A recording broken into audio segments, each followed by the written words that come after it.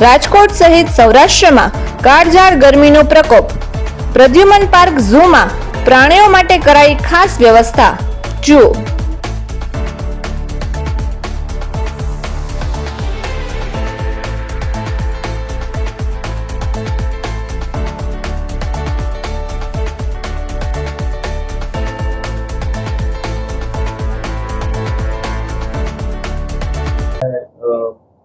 સૌરાષ્ટ્રમાં હીટવેવની આગાહી પડી છે। રાજકોટ પ્રાણી ઉદ્યાનનો સેન્ટ્રલ ઝૂ ઓથોરિટીના નીતિ નિયમ મુજબ આધુનિક ઢબે આપણે વિકાસ કરવામાં આવી રહ્યો છે।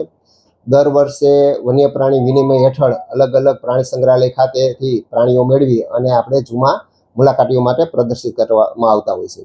હાલ અત્યારે રાજકોટ ઝૂ ખાતે જુદી જુદી 65 પ્રજાતિઓના 592થી પણ વધારે પ્રાણી પક્ષીઓ વસવાટ કરી રહ્યા છે।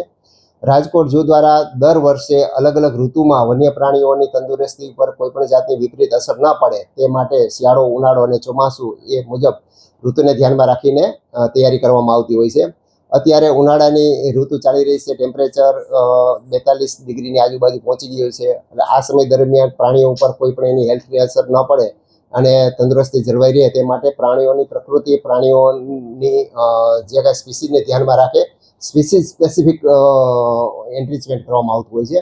જેમાં બિગ કાર્નિવોરસ, જેમાં એમ કહી શકાય કે સિંહ, વાઘ, દીપડા, મોટી માંસાહારી પ્રાણીઓ જે છે તેમાં આપણે વાત કરીએ તો મોટા મોટા આપણે પાંજરાઓ બનાવવામાં આવેલું છે। પુષ્કળ પ્રમાણમાં પ્લાન્ટેશન કરવામાં આવેલું છે અને આ પ્લાન્ટેશનની અંદર પણ છૂટું પાણી આપણે ચાલુ રાખતા હોય છે જેથી કરીને વાતાવરણ આજુબાજુનું ઠંડુ રહે અને ઝાડ પણ લીલાછમ રહેતા હોય છે।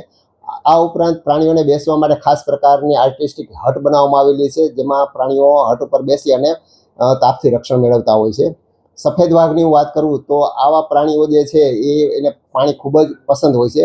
આવા રીંછ અને સફેદ વાઘમાં મોટા મોટા પોન્ડ બનાવવામાં આવતા હોય છે એટલે ખૂબ જ ટેમ્પરેચર વધારે હોય ત્યારે આવા પ્રાણીઓ પોન્ડની અંદર બેસી અને પોતાનું ટેમ્પરેચર મેન્ટેન કરતા હોય છે। આ ઉપરાંત પક્ષીઓની વાત કરું તો પક્ષીઓના પાંજરાઓની અંદર ખાસ કરીને આપણે સૂકું ઘાસ અને ગ્રીન નેટની ઢાંક કરી અને આપણે એને પાંજરાને કેમોફ્લેજ કરતા હોય છે અને આ ઉપરાંત પક્ષીઓના પાંજરાની અંદર ફોગર સિસ્ટમ પણ ગોઠવવામાં આવતી હોય છે જેથી કરીને સમયાંતરે એમાં સિસ્ટમ ચાલુ રહે અને આજુબાજુનું વાતાવરણ ઠંડુ રહેતું હોય છે।